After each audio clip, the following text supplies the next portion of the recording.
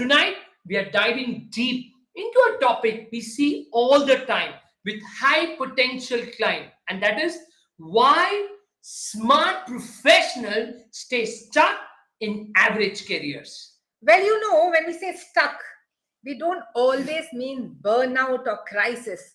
Stuck often is a state of mind. It's a limbo where things aren't bad enough for you to step out, for you to change, but they're not good enough to really truly feel alive or fulfilling. It's like, neither too much of pain, not too much of pleasure. So we don't know what do we do, and that's where we are. Exactly. It's like, in being in a relationship where the connection between the partner has faded, you're not unhappy enough to walk away, but not happy enough to grow together. And the same applies to your careers. Well, I love that analogy. That it's a relationship. Both of them are thinking, no one is moving ahead for divorce, no one is working towards a relationship, but they're still together. That's why they're stuck. Similarly, just think of those people who live in those disaster prone areas, floods, earthquakes. They keep rebuilding their life, their houses, year after year, because leaving feels harder than staying. They stay stuck until someone finally, from the generations who've been there, decide to break the pattern. So true. But tonight, we are focusing on career. Well, of course, it's how to ace your career, so it has to be career. Absolutely said. Because just last week, a client shared over a coffee chat that many of her peers who have done MBA from the best colleges, so they are smart people, they were top performers, but end up constantly complaining at work lunches that they feel stuck. But here's the catch: they talk, they vent, but they don't act. And I always wonder why. In fact, that is the reason what made us decide this topic for tonight. Why smart people stay stuck in average careers. Well, guys, if that is the case, that when she was wondering that why does this happen and why don't people really make that shift, where is the challenge? I thought that could be the best topic, and let's try and understand and decode that. So when she's saying MBA from the best colleges, they're intelligent, ambitious professionals, but they still stay stuck in average roles. So obviously, it is not a capability issue. It is often psychological and circumstantial. The first block that stops them from doing it is lack of clarity. Now, we all know if we can't see something, if we don't know what lies ahead, you cannot act on it. So people can't act what they can't see. And if you don't know what's possible, how will you pursue it? So really, it all starts from lack of clarity. In fact, I remember when 2005, I got my Mercedes car and I was driving on the highway. And then we went to the Lonavala in the monsoon season. And then we realized as we went on the top, we are not able to see anything. And the speed of the car had to be 5 kilometers with all those lights. And the moment that fog got over, again we catch up the speed. That's why clarity is important. Yes. And getting clarity takes work. And that is not only the external work, but it's the inner work. And believe me, it's not comfortable. You need someone to hold the mirror. And many of the people that I know, they avoid that discomfort. Well, very well just explained by Dheeraj. So it's inner work. Now imagine something which is going on inside. How will you know about it? You can't, right? And that is why you need someone external who's watching you, seeing you, holding you the mirror and telling this is where things are wrong. Now, why people don't want to do it? Because tell me, any one of you, there's so many of you now, I'm glad to see you live. How many of you really enjoy a space where you don't have clarity, when you don't know where to go or how to move ahead? What will you do? You'll only stay put where you are. So true. That's what is lack of clarity. The second reason, what I would call, is the law of Familiarity. You know what it means? I know the people here. I know the systems here. I know that coffee mug. I know my pantry. I know the commute. The minute I sit into my car, I know where I have to reach. Even if it is working from home, it's all familiar. And then the question is, why risk all that for an unknown zone, unknown territory, something new? Because this feels safe. This feels familiar. Any one of you are able to connect to that? Has it ever been that you stayed in a job because you knew the people out there? It feels so amazing that you walk into your office, right from the peon to everyone. Hi, good morning, how are you doing? You feel so amazing, you're full of energy. And imagine now you have to go to a new space where you'll have to take that effort of wishing or hi or a good morning. So true. It's so damn difficult. And then probably you'll have to drive your car to another destination and you don't know how would be the commute. So many such things happening. And that is what happens exactly when. This generally happens exactly, and it's actually amplified during midlife. You know what Yes. happens? You have huge amount of responsibilities piled up. EMIs, school, aging parents. You have not only managing a job, but you are also managing a complete life ecosystem. And we all know today the kids, okay, they are, it's not our time kids. There is a lot of demands that needs to be fulfilled. Lot of financial requirement is there, and a lot of time also need to be given. So considering all this midlife situation, you generally been to be in a position where it's fine where I am. So, I remember this conversation with one of those single moms I was chatting with. She has a daughter, she has a ailing mother, and she got a job opportunity. She's jobless. Just believe that. She's jobless and she's got a job opportunity which is quite far from where she lives. So I asked her, why don't you pick up that job? She said, no, I don't want my daughter to move from the school. Yeah, That is a much bigger decision than her own job. so true. So, midlife is really not an easy space to be in where it's just not you. You can just pick up your bag and move. It's about first considering your spouse, then considering your children, then probably if you have aging parents, Yeah. the doctor is close by, the medical shop is close by. If anything is required, someone will come for help. What if we have to make all those changes? That is why it seems so scary. And to top it all, of course, the most biggest thing is fear. What kind of fears? First, fear of rejection. What if people don't accept me? What if I go for that interview and I get rejected? Imagine that fear of failure. Here I've been acing my career, I've grown, people know me, and there I go and sit in front of someone else and he says, you are not accepted in this organization. Oh my God, I can't go through that. Or 10 years I've been in the same company, I've grown, I've never ever thought about updating my CV. Now, looking back at the 10 years of work and compiling into short paragraph and writing it down, it's such a big task. That fear can actually paralyze you. Have you ever been in any of this phase? I would love to know from people who are listening out there. I'll again go through. So, first one, what we spoke about was lack of clarity. The second one, what we spoke about was law of familiarity.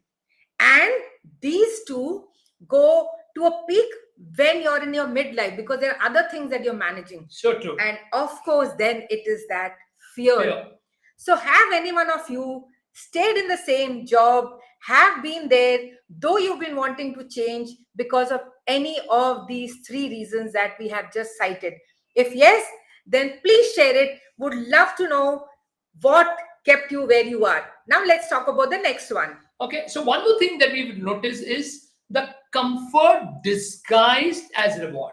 Okay, so I'll clarify more. Some companies reward loyalty with great perks, stock options. We just Yeah, in fact, yesterday, 2 days back, somebody who just left the place. And he said, what happened? Why are you leaving? He said, I've worked in the company for 25 years and there was a package for people who work for 25 years, and he reached a senior position that after 25 years of work and completing 50 age, when you pass that age, we will be giving you first 10 years, that is still 60, 75% of your salary, and post 60, we'll be giving you 50% of your salary. And the moment he reached there, so he was in that same company for 25 years, this was the only reason. And the moment he became 51, he completed his 25 years, he left the company, he took all the options, and now he's gone to his hometown.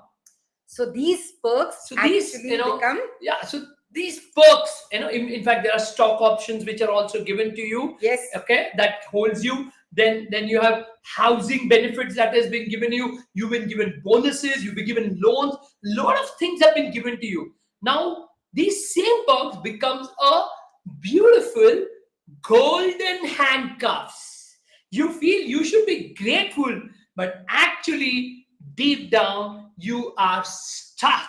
Every day morning is a pain to go to your office. So, Dheeraj, I can recollect that we were also born and brought up in a community, in a housing. My dad worked and the company had provided housing for us. So all the people who came there, they joined the company and they retired from there. You know why? Because you have the same house, children have a school, you're growing up there, you know the people. It seems like another home. It seems like another family. And that is why people came in after their education and got retired from there. So I understand that it can become such a big reason for staying where you are. So true. I also would like to cite something else. I remember one of your tech clients. He was Yeah. a techie, who resisted promotion. Why? Because he loved his craft. So the company kept paying him more to retain him. So every year he would go back to them. Of course, his work was amazing because he Yeah. loved what he did and there was no one to touch him. So he would eventually go there every year, ask for an appraisal, ask for more financial growth. But when that movement of one to the second to the third to the fourth, we all know we end up on a leadership role. Now, when that happened, he obviously denied his promotion. He didn't want to continue there, but he also didn't want to leave from there because he wasn't sure if he will get any other option anywhere where he'll continue to play his tech role. At the same time, he'll experience growth because he hated leading a team. You know what it is to lead a team, right? You're responsible for how well they are doing. Their performance equals to your performance. You are sitting there and designing their KPIs. You are training them if they are not fit enough. So true. You're thinking what could be the training which is really required for leading that team. He didn't want to go through all of that. Oh my God, being a manager and looking at what each team member is doing, he said, I'm not meant for that. But he definitely wanted a financial growth, not a managerial growth. A classic case of misaligned growth paths. So true. In fact, a brilliant example is that, these are those who have simply even fallen behind upskilling. We always feel that one mistake that we do, we invest on technology, we invest on a car, we invest on so many things, but we do not invest on ourselves. We need to upskill. Okay, that's very important. Their role consumed there for years, and now they feel unprepared to compete in a rapidly evolving market. So we all know this, right? That when you've been there for a very long time and you're so focused on what you're doing, and today's work life, believe me, I think we are going through the most difficult work life phase where we are connected. We are working in an MNC, we are connected to different time zones. There's sometimes we are waking up early in the morning, we're taking calls. Sometimes in the night, we are responding to certain emails because it's morning for the other side where your office is based. True. And there is someone waiting for your reply. So work life is really reached a situation where there is nothing called as cutoff. You're actually online 24 hours. That is why when you talk to people that what are you doing for your growth? Where are you stuck? The only reason, oh my God, I don't have time. How will I manage these things? When will I look into those courses? I know I have to upskill, but I can't find the time. I have bought those courses, they're lying on my laptop. But you know what? When I finish my work, the day is over, I'm so exhausted. And then obviously, there are family responsibilities, social connections. How do I make all this happen? And because of that, what happens? They have fallen behind, knowing fully well that if they want to move ahead, the only thing they'll want is they'll have to upskill. So, then what's the most important thing? What can you do if you are stuck? Simple. First thing first, start with a career audit, which means look at what's aligned and what's not. Okay. Find out what really energizes you and what drains you. And most importantly, ask, what am I really afraid of? Because there is a fear that is always the fundamental reason to procrastinate, to keep avoiding this changing job stuff. Because behind every stuck state is a fear, and that fear is something which has always been left unaddressed because we don't want to. That's what fear does with us. The beauty of fear is it's false evidence appearing real. We know this. And yesterday I was a session. Do you know the meaning of fear? He gave them the meaning. Fast, tuck, tuck, tuck, tuck, tuck. I said, wow, you know the meaning, but you're not realizing that's where you are. That you feel everything so real, which you know is a false, that you don't want to take that step. And that is where people get stuck. So you need to first do that career audit. So, like Dheeraj just mentioned, look at what's aligned.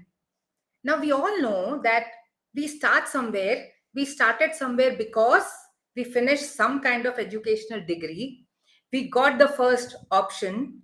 Things looked pretty. We got in there. When we got in there, we started growing. Things were falling in place.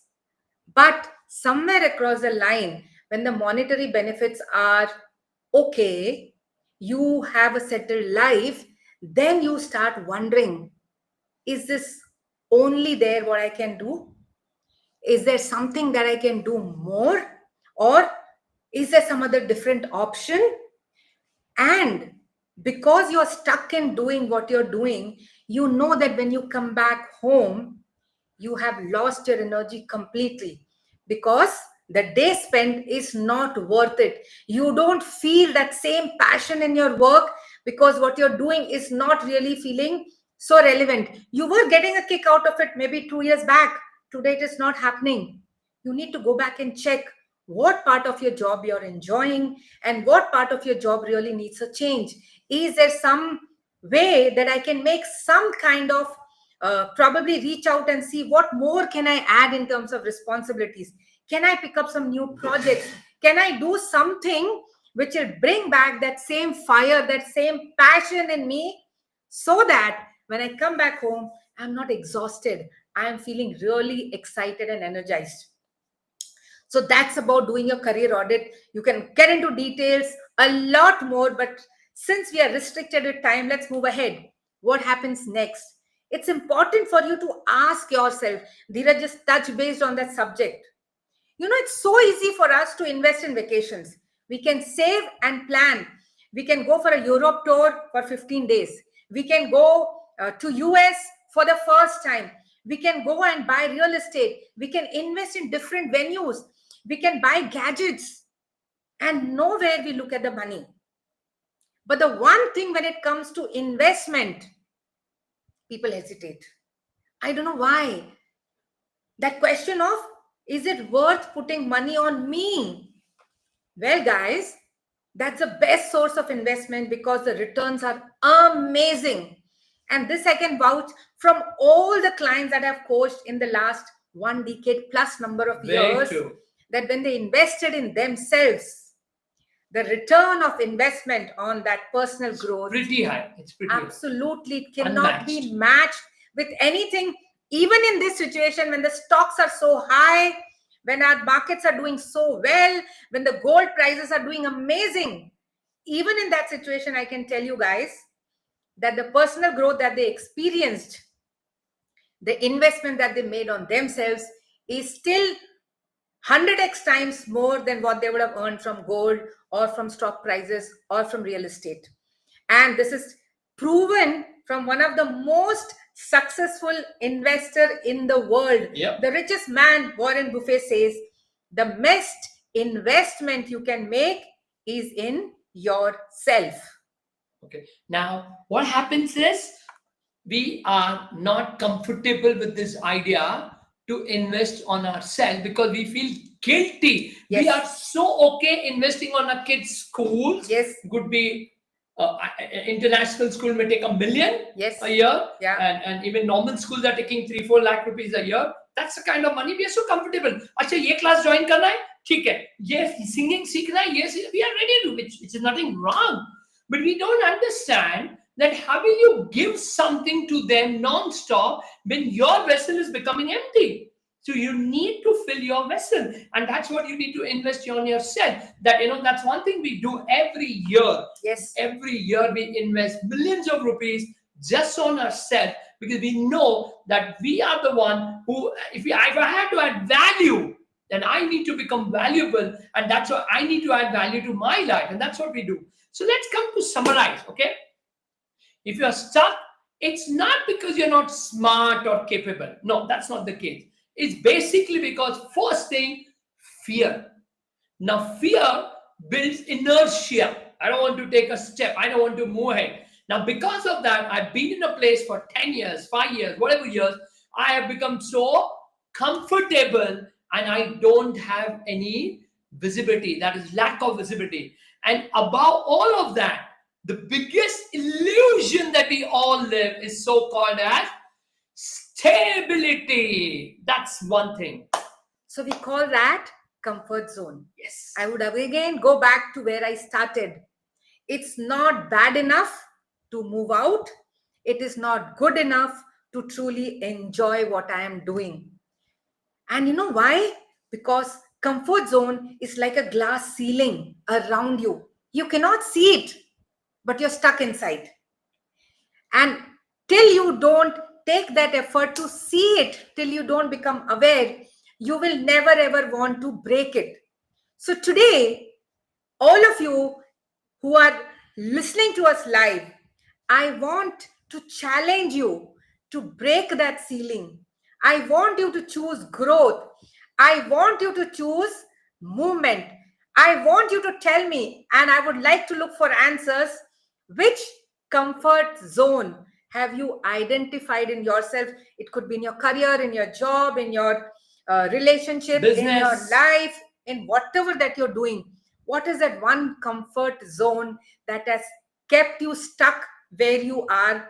And while listening to this, you became aware and you're ready to break it. Absolutely. Please write down, or maybe you can write in a chat on the book. What is that one thing? There may be many, but there is one thing that's stopping you from taking that first step. That first step could be just preparing your CV. If not anything, okay, don't go for a job, but start with preparing CV. What is that which is holding you back to take that first step, very well knowing that you're stuck and you want to grow? It's not that you don't want to grow. We all want to grow because either you grow or you perish. That's the truth of life. And that's why it's so important that you constantly keep growing. Now you may be wondering, how do I begin? Okay, stay tuned. Okay, like for example, this beautiful soul of mine, she has been working on something that launches tomorrow. It's been almost 2 years that she's taken after coaching for a people more than a decade, with their experiences, with their learning, with real life everything. She's done something amazing which she's going to launch tomorrow. In fact, a breakthrough offering to help you guys who are out listening now and who are going to listen to us later, because we know that all of you are stuck. And those who are stuck, she's done this for all of them. I love her for that. This is not so easy to do. 2 years, so many hours she has put with the team, that how she can get people unstuck and design a career you actually love. So, guys, all of you who are out there, come back to my page tomorrow. Until then, remember, you're not stuck. You're just ready for your next chapter. You just need the right tools to turn the page. So if you're ready to take that first step of deciding that you want to make a change, you're interested in growing, then keep watching out. There's something amazing coming tomorrow morning. I'm so damn excited. Are you excited? Absolutely, I am so excited. I'm so proud of what she keeps doing. This is, and it's going to change so many people's life. We can promise you. Do not miss this. This is specifically designed for all those people who are really stuck out there badly, and there are many, especially people at the age of 40, is what we are seeing. 40 to 45, that people are badly stuck. So women generally from 35, 35, and men generally from 40. So please come tomorrow, and we can promise you this is something that will transform life. So see you again on next Friday on How to Ace Your